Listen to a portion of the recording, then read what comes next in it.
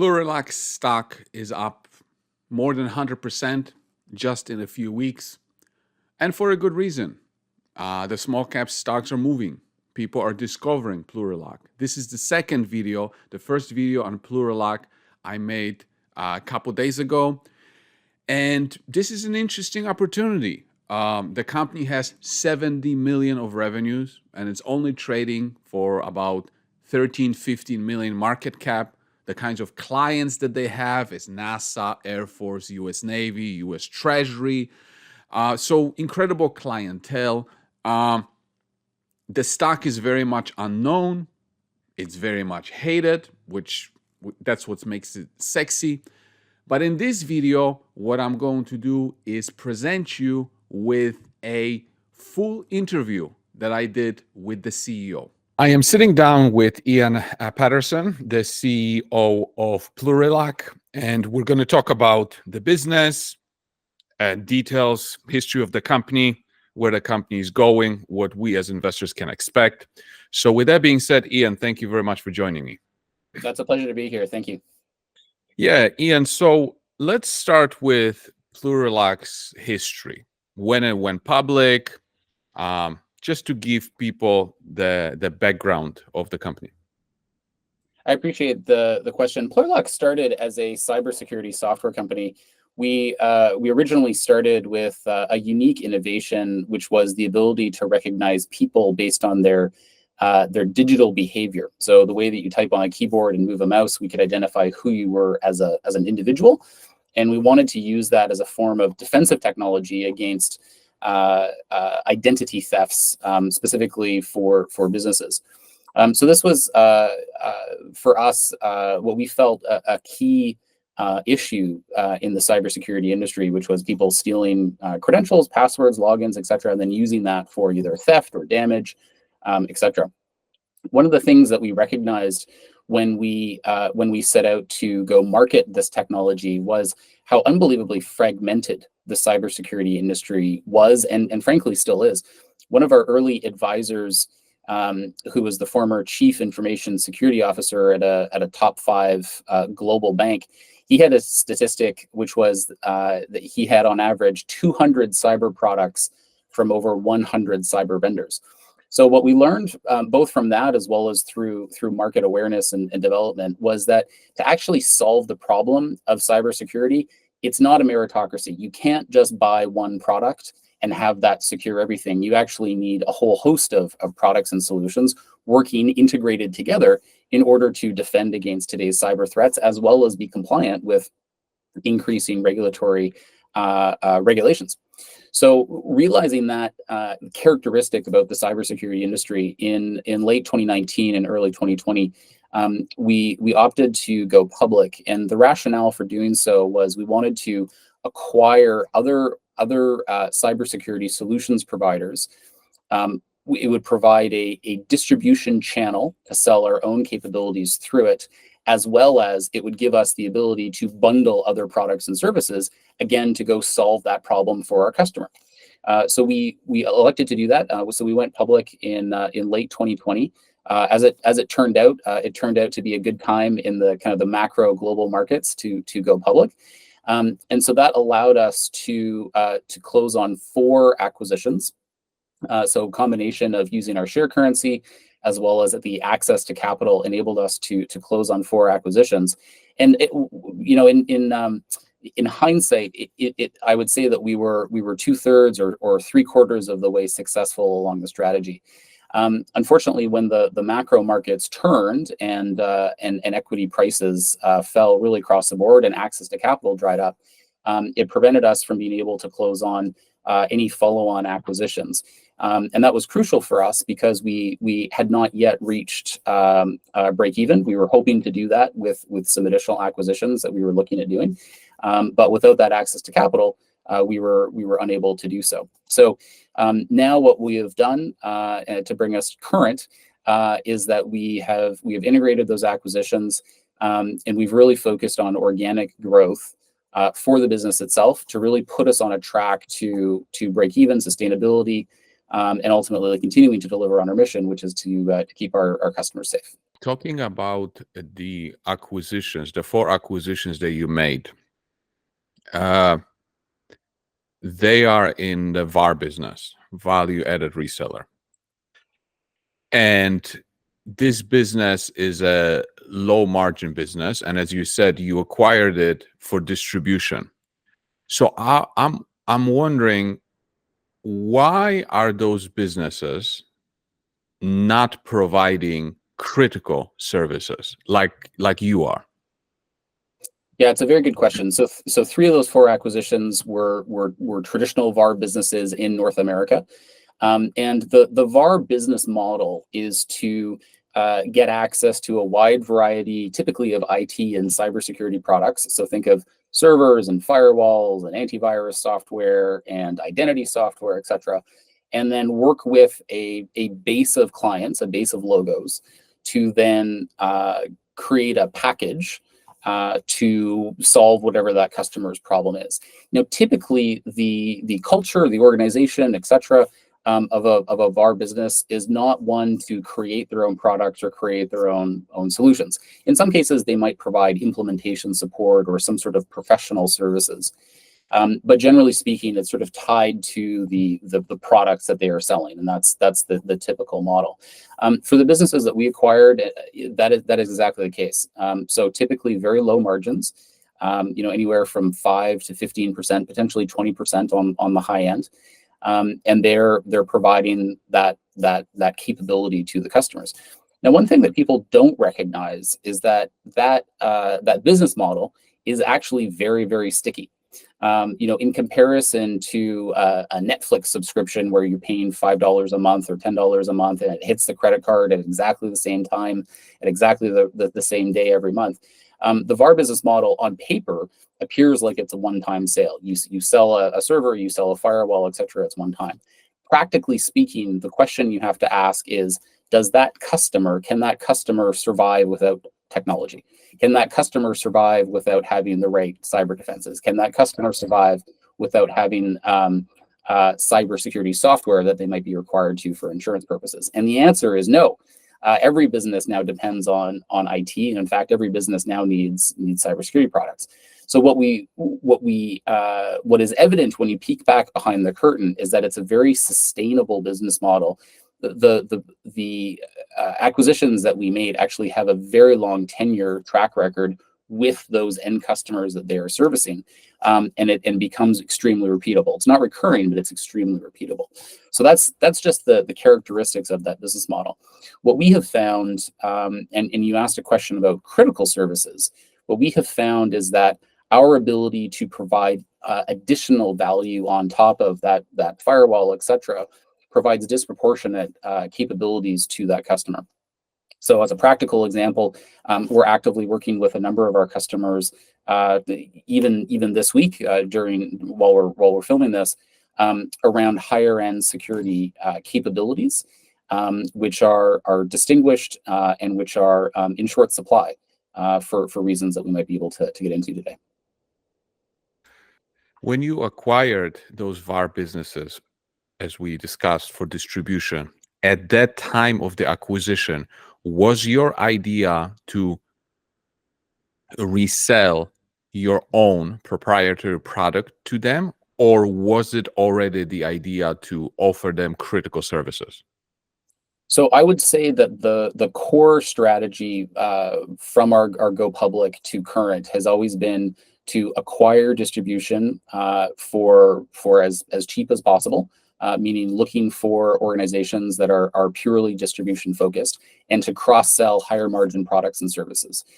Now that could be professional services, it could be our own proprietary software, it could be something else, but that strategy really is buy distribution first and then cross-sell, upsell additional products and services. Now the crucial part there is that we're talking about cross-selling and upselling, meaning we want to retain that existing repeatable base of business, but really we want to try and target gross margin expansion through the cross-selling and upselling.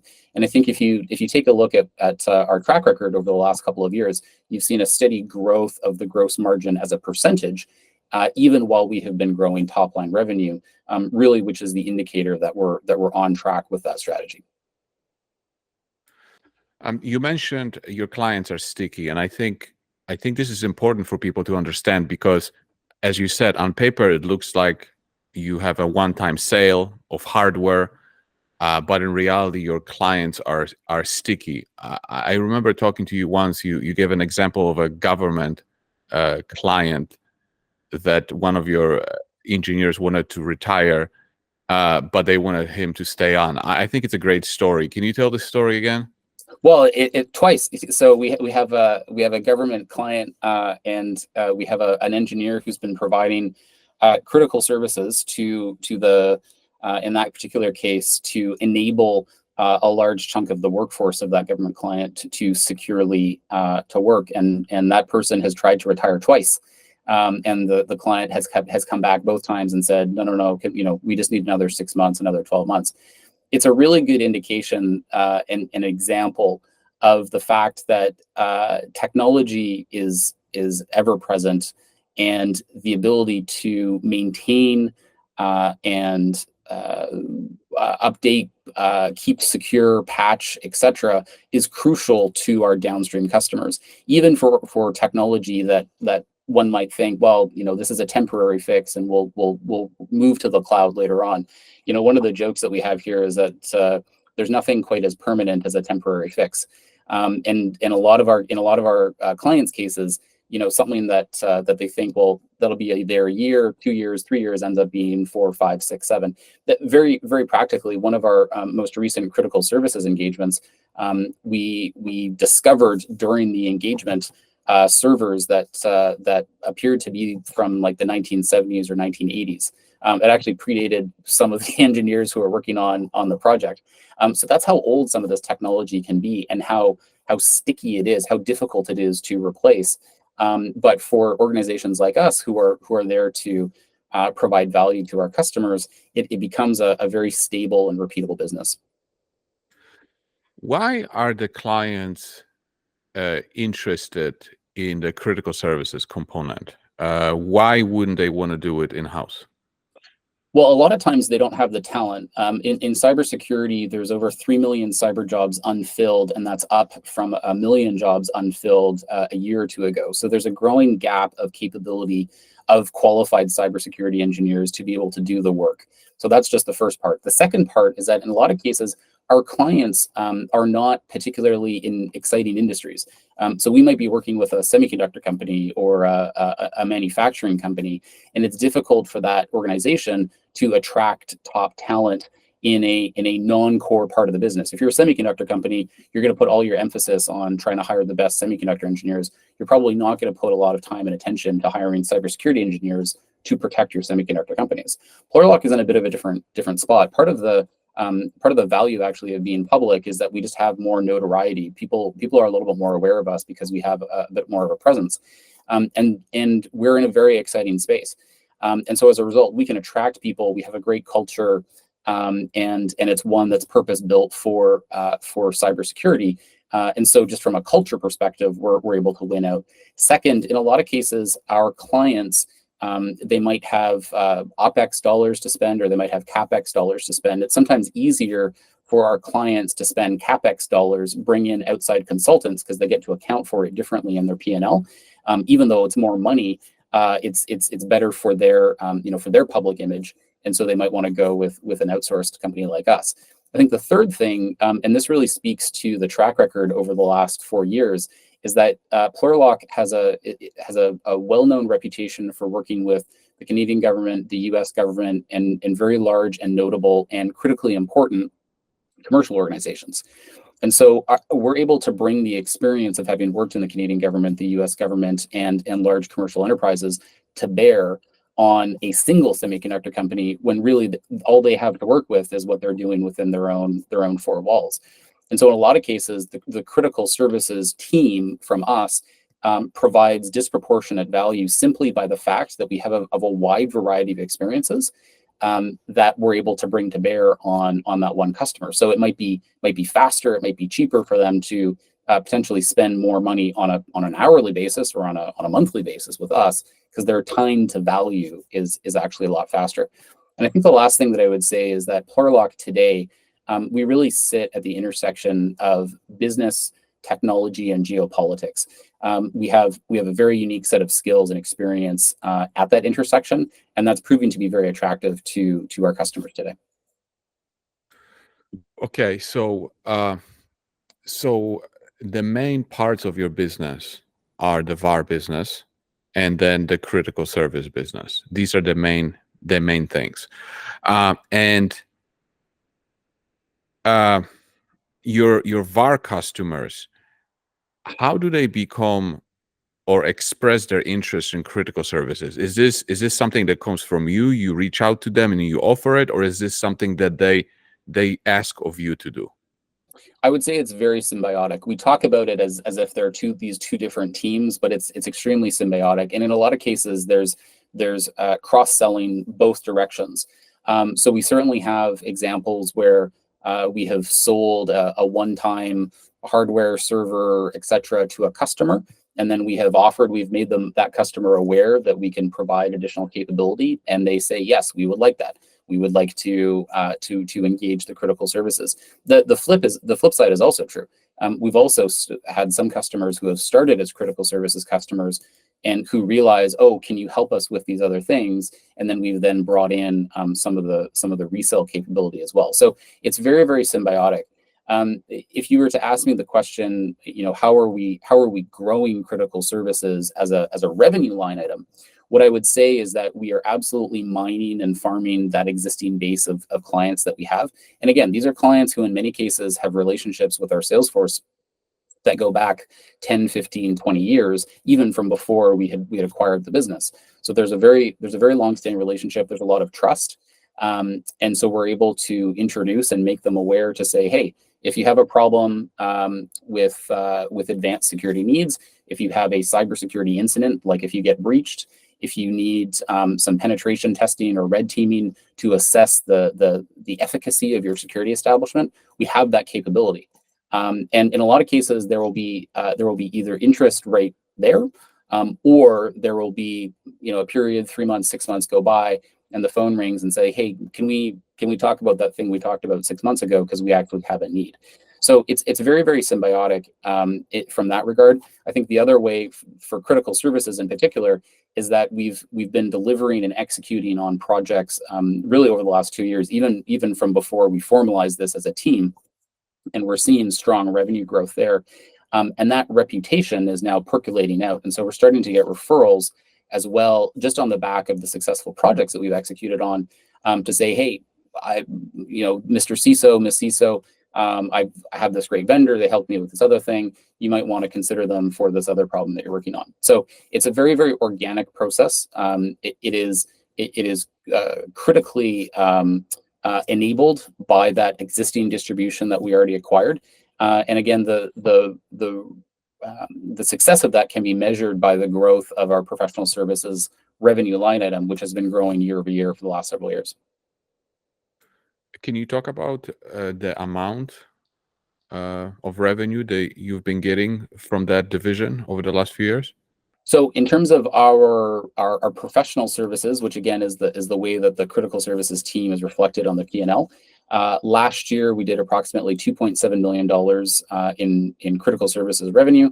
The prior year we had done approximately $700,000, and the prior year to that was approximately $300,000. So you can see a steady progression of growth, and this is for a very limited number of our existing VAR customers. So again, we have hundreds of VAR customers that we have great relationships with. The actual penetration within that group is very, very small, because we've only just launched earlier this year the name and the branding of Plurilock Critical Services as a team. That's still percolating its way through our existing customer base, and that's not even counting some of the referrals and new account acquisition that we're going after as well. So there's still a lot of potential. One of the things that we had set out to do with this most recent fundraise that we just recently completed was actually to staff up more on the sales side for critical services. So up until now, we've not actually had a dedicated sales force for that team, but recognizing the opportunity that we have, we wanted to add some additional headcount on the sales side. And I think the thing that I would clarify too is that these salespeople are really they're taking the warm leads either from referrals from our existing clientele, et cetera. It's not so much that they're going out and dialing for dollars. Really, it's actually much more of a, hey, we have an opportunity. How do we refine that? How do we scope that? And how do we make sure that we can successfully deliver? You said that you didn't really have before a dedicated team for critical services. So the way I'm reading it, you experience an incredible growth rate in the critical services segment without even really trying. Well, there was a lot of effort that went into it, but I think what you're getting at is we didn't try and go out and sell this. This was making our clients aware of capabilities that we had and allowing them to purchase from us, which is very, very different than I think an aggressive knock down the door style of sales methodology. That's quite the opposite. I think here really it's again helping to solve problems for our customers, and really it's a function of the tailwinds that the industry is experiencing. I mean, the FBI reported that there are more hackers in China than the rest of the world combined just recently this year in a testimony to Congress. And that has huge impacts to the cyber threats that companies face. Similarly, there is more regulation today than there was last year and the year before and the year before that. So things like GDPR, CCPA in California, the SEC now has a 48-hour reporting rule for publicly traded companies who experience a cyber attack. They must file and make the industry aware. So both from a risk perspective as well as a compliance perspective, companies have so much more pressure on them to both be safe, stay safe, and report upon being safe.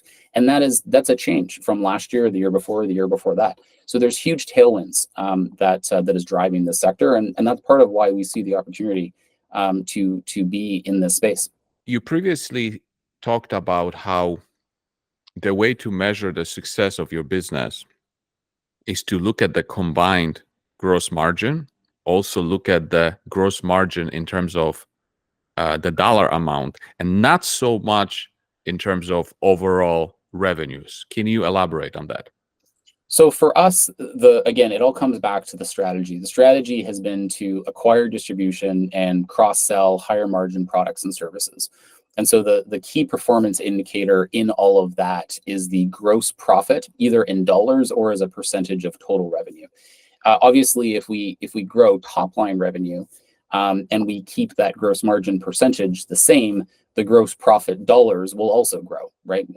But similarly, I think the other thing that we could do is we could keep revenue flat or even give up some amount of revenue. As long as we're growing gross profit, that is the thing, that is the culmination of the cross-selling and upselling that we are due for things like Plurilock critical services. And ultimately, our belief is that that's going to be that strategy, that is going to be the key value driver for the company. Really, we can sell more servers, we can sell more firewalls, et cetera, and that's certainly going to grow top line revenue, which is great. But ultimately, to really differentiate us against other cyber products, other cyber capabilities, even other IT companies that are out there, is having that proprietary capability around critical services. Our belief is that that's really the key driver. So the way to measure our effectiveness is to look at that gross profit. I will say that the business, again, because it's repeatable, but it may not be recurring, there's certainly some lumpiness quarter to quarter.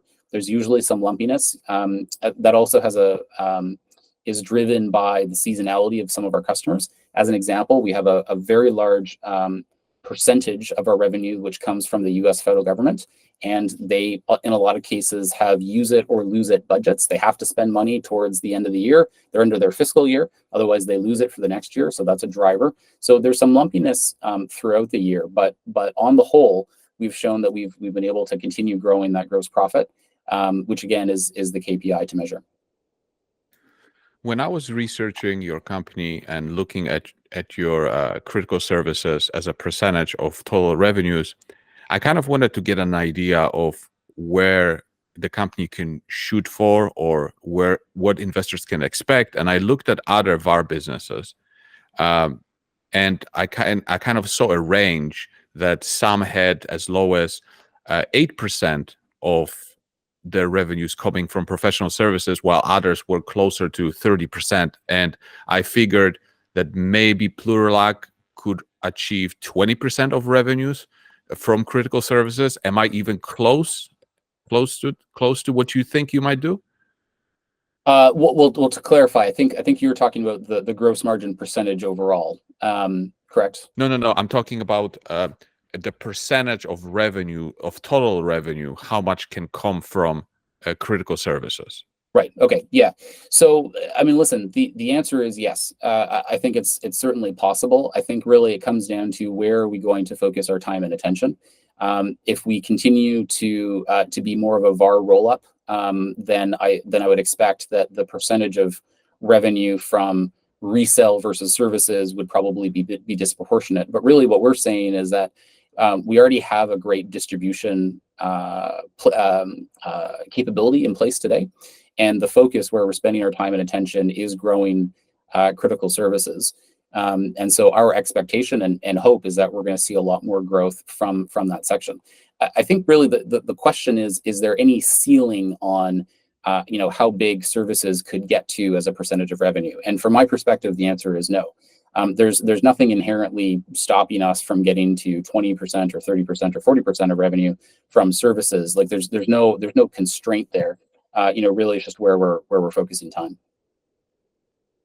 Okay, that's really helpful. And what about the combined gross profit margin? Like, give us some colors as to what is possible, what investors can expect or hope for. Well, so it's a good question. So the gross margin overall for a value-added reseller or a VAR is kind of a function of a couple of things. The first is who are they selling to?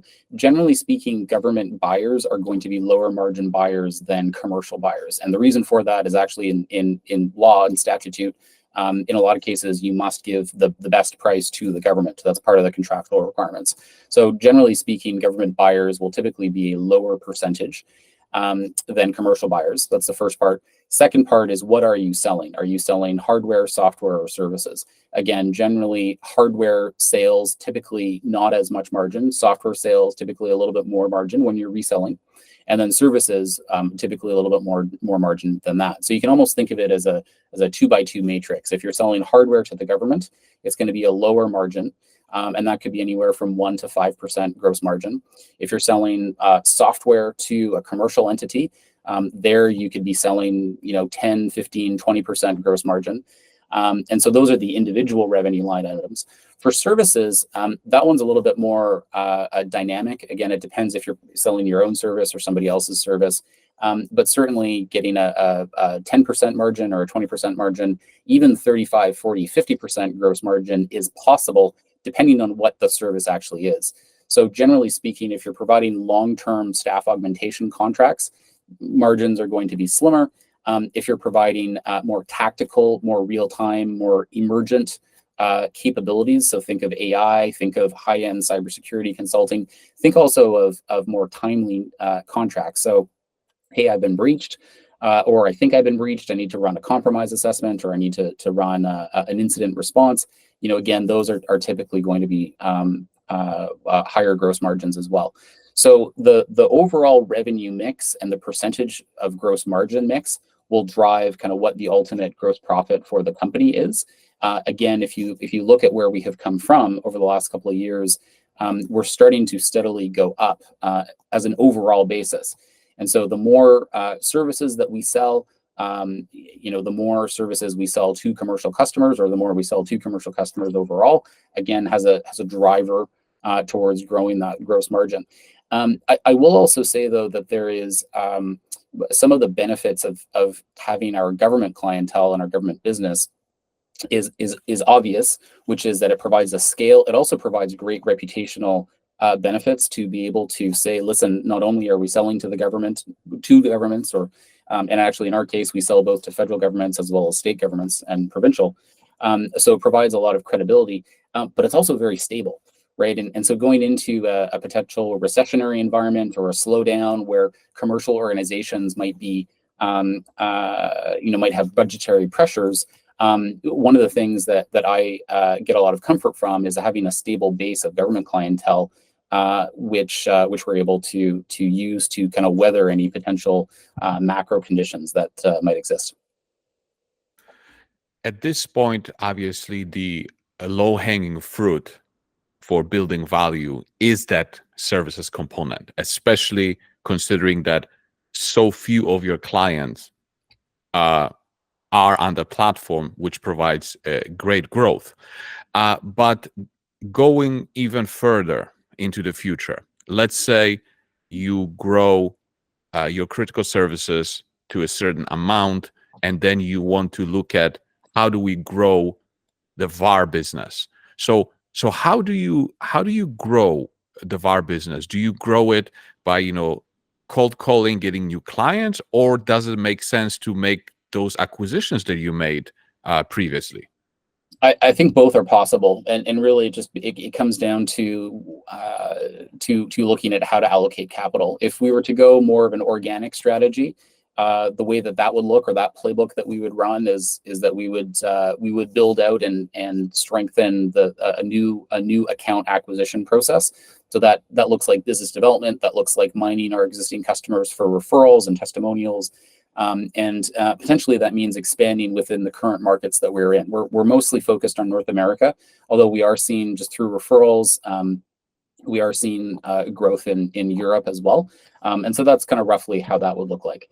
I think what the company now has, because we've done a number of acquisitions, successfully integrated them, is that we've developed a capability to be able to acquire companies, integrate them, and put them onto the platform. And so that also is a capability that not every company has. It's easy to do acquisitions. It's actually very hard to do acquisitions and integrate them and get the value from those acquirees. So that is also something that we could look at doing. I think that in addition to what you had suggested, which is to acquire additional distribution, which would look like acquiring more VAR capabilities, I think the other thing that we could look at is also acquiring additional competencies within critical services. So today, our critical services team has a number of core competencies, specifically around network security, some higher end security strategy work, or what we call consulting, as well as some governance, risk, and compliance work. But there are a whole lot of subfields within cybersecurity that are equally hard to find talent for. And so we could also look at inorganic growth on the critical services side to add additional both revenue, EBITDA, as well as logos and skills to the mix. So we're in a very fortunate position. I think there's a lot of opportunities ahead of us that we're able to act on. You talked about having the capability to acquire and integrate businesses. So that brings me to the question about your CFO, because you do have a new CFO, and you mentioned before that you wished you found him earlier. So talk about this. Why? What has he done with Plurilock since joining? So Plurilock has seen a lot of growth, particularly over the last 2 years. We had acquired 3 companies in 2022 at different parts of the year. It wasn't all at once. And so going into 2023, we had effectively 4 companies that we were running: the existing company plus the 3 acquisitions. And it is a lot of work behind the scenes to take those new companies, integrate them, integrate the systems, integrate the processes, integrate the people, do change management, making sure that nothing gets dropped, because while you're doing all this, you still have to run all these businesses themselves. You still have to satisfy customers and deliver. So it was a lot of work. Scott, who joined us as our CFO last summer, has been phenomenal. And he, even within his first 90 days, from joining last summer, had identified approximately $2 million of cost reduction through the duplication of systems and processes. And I think the other thing to note there is in addition to cost reduction, one of the other things that Scott has done is actually to create capacity. So one of our secret weapons is that we have 2 offices in India, which we're able to use for back end. And so Scott in particular has been phenomenal at growing capacity. So we're actually able to do more with less, but also kind of add some capacity. So it's not just everything on one person's shoulder, or etc. So that was a change that we made in the summer of last year. We reported on some of the progress of that this past fall. I think what we haven't necessarily reported on was actually the velocity increase through just day-to-day operations that we're also seeing, which again, is not necessarily easy to see from the outside, but certainly has been really great to experience internally. Could you talk a little bit about how your company stands out or differs from your competitors? Well, I think one of the things is that Plurilock is very intentional about saying what we will do and we will not do. And so because of our heritage, where we're coming from, doing so much work with both the U.S. and Canadian governments, we've picked a side in geopolitics, and so that means that you're not going to find us doing business in Russia. You're not going to find us doing business in China. And that has some obvious benefits and some non-obvious benefits. I think some of the non-obvious benefits is that for critical infrastructure organizations who have increasing regulatory responsibilities, so think of power plants and semiconductor companies and defense industrial-based companies, there's a bit of safety for them to work with a vendor like Plurilock, who very intentionally is not going to do business in China and Russia, etc. It helps kind of smooth things out. So I think that's one part of it, is that we're very intentional about what we do and where we do that and who we work with. I think the second part is that we're trying to provide actual solutions to our customers. And so that could include our own capabilities, that could include third-party capabilities. But what happens is when customers work with us, there's a level of trust that we're going to provide them a solution to solve their problem, as opposed to selling them the next best widget that we have come up with. And so that's also a key differentiator. I think the third thing, and this is something that I hear from the capital markets quite a bit, is that there are very few small cap cybersecurity companies that are available. I mean, there's a lot of private companies, but most retail investors don't have access to invest in private cybersecurity companies. There are some fantastic large cap cybersecurity publicly traded names as well, but there's not a large comparable base for companies like Plurilock, who are both small cap, who have very aggressive ambitions, and who are active in the cybersecurity space. So that's just one thing that I hear quite a lot from retail investors. In terms of your margins profiles of different businesses, obviously the lowest is the VAR, then it's the critical services, and the highest is your own product. So for somebody that doesn't understand, they might say, well, wouldn't this make sense to just really focus on your own product because it has such high margins? But there's a difference, because your own product requires growth capital, while the other business doesn't require capital. The foundation has been set. Can you elaborate on that so that people understand? It's a very good question. So I mentioned just a minute ago that there's very few small cap cybersecurity names, but there's a lot of large cap cybersecurity names. One of the things that you'll notice if you look at some of those large cap cybersecurity names is that they have either never been profitable or only just now switched to being profitable after their billions of dollars in revenue and tens of billions of dollars in market cap. So what does that actually mean? Well, it means that to be successful in this industry, you have to invest a lot of money, both in sales and marketing, but also continuously in research and development. One of the characteristics of cybersecurity is that the bad guys get a vote. And so not only are you trying to build software to solve a problem, you're trying to build software to solve a problem and stay ahead of the real humans on the other side who are trying to access you. And so practically speaking, that means continuous investment in research and development, as well as sales and marketing, is required to be successful. So with that backdrop, we now kind of look back at Plurilock. So Plurilock, we have approximately $1 million of annual recurring revenue from our proprietary software. To continue growing that, we would need additional growth capital, both for sales and marketing and research and development. And the market in 2024 is not the same market in 2020 or 2021. And so to continue raising for investment in that product would be dilutive. So what we have elected to do instead is that we're gonna keep things the way that they are, but we're gonna focus our time and attention on Plurilock Critical Services, which, to your point, we're able to grow organically without a lot of growth capital, and that's where we're gonna focus. And I think that that's given the opportunity that we see and have experienced so far amongst our customer base, they seem to be quite keen on us to continue with that focus. So is it fair to say that your own software, as of now, has been put on a back burner? Sure. I mean, I think there's a bunch of different analogies you could use, but I think we're really, from a financial perspective, we are choosing not to over allocate on sales and marketing or research and development for that part of the business, and we're instead focusing on critical services. Does this mean that your R&D will go down? Does it also mean that the people that were working for R&D are going to be reallocated to other divisions of the business? It's certainly possible. I mean, I mentioned the skills gap that exists in the industry, and so we have benefited from actually borrowing some of the skills from our R&D team to reallocate to some of our customer engagements.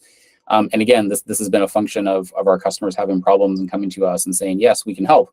We'll have to get a little bit creative in terms of where we get the talent from.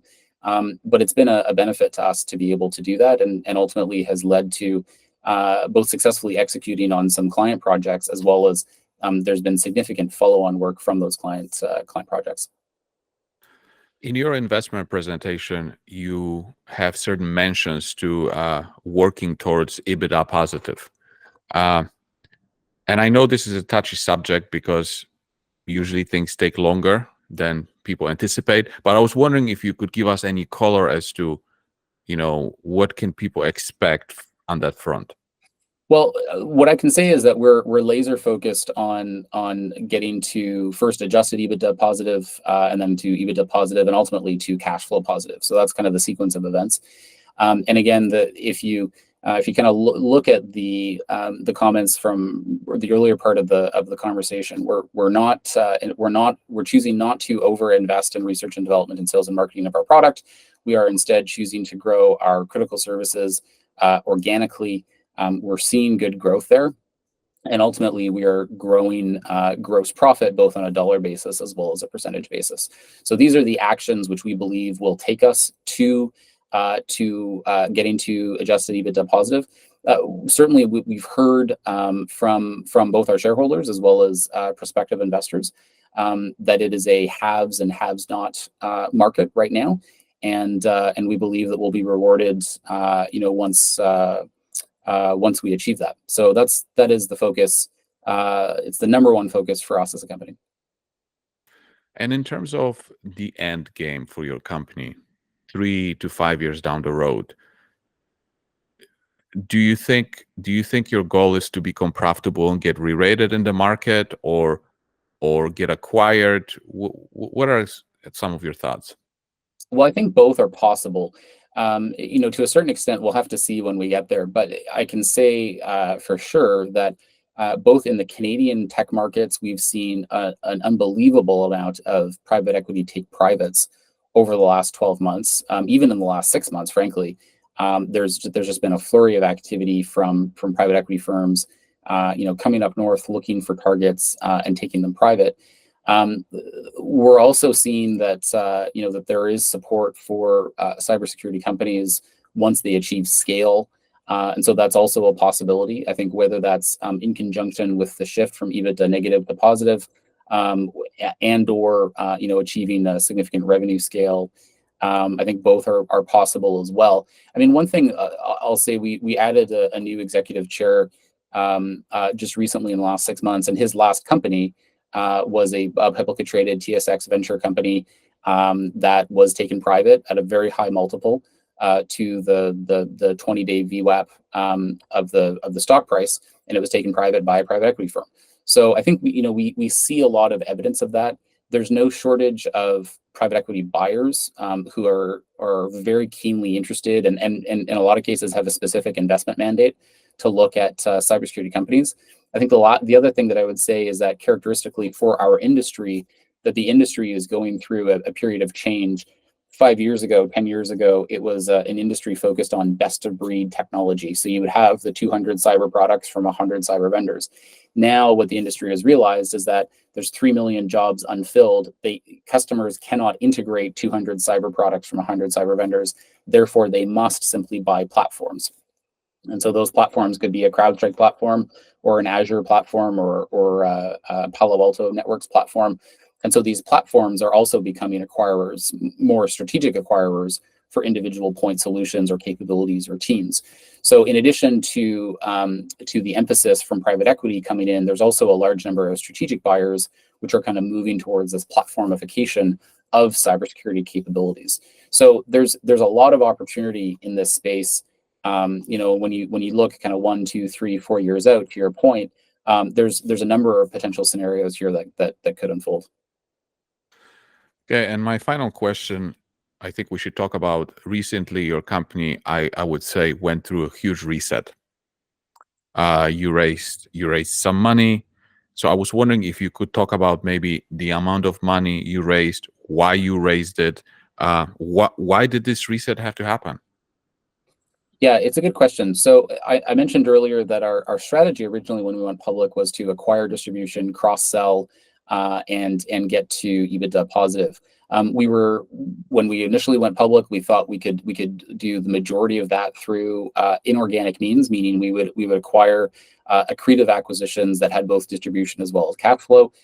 We did not acquire all the companies that we wanted to, but by the time that access to capital decreased and share prices kind of went down, and so we pivoted to more of an organic strategy. Again, that's predominantly driven by Plurilock Critical Services, and so we needed to raise some money to get there and to complete that. So earlier this spring, we set out to raise. Initially, it was a couple $1 million, and what we were surprised by was the amount of interest that we received, and so we actually upsized the financing twice, and we eventually closed on 5.5 million. And I think that it's a function of the amount of interest in the space and the story that we saw that. And I think in conjunction with that also, we made some changes, new executive chair, who I mentioned earlier. And it was really an opportunity for us to go out and communicate to shareholders, both new and current, what our strategy was, where we were going, why we were doing it, why the shift from software to services, a re-articulation of the value of the distribution channels that we had acquired, the VAR channels, etc. And ultimately, we had $5.5 million of belief in that story, and that's ultimately what we closed on. All right, fantastic. Thank you very much for doing this. Are there any final thoughts that you might have before we finish the interview? Well, actually, one thing that I would say is that I mentioned earlier in the interview that cybersecurity matters to all businesses and frankly, all organizations. I mean, we do a lot of work with government agencies, some nonprofit work, but the majority of conversations that I'm in personally are commercial organizations. And so what I would say is if you're a business owner, if you're an executive at a large company, and you have a business problem, a technology problem, but also a geopolitical problem, we'd love to talk to you, and we'd love to talk about how critical services could help you, help your business. And I'm sure that my contact details will be included with this interview. And so I look forward to you reaching out and having a conversation, see how we can help. All right, thanks for doing this. Thank you.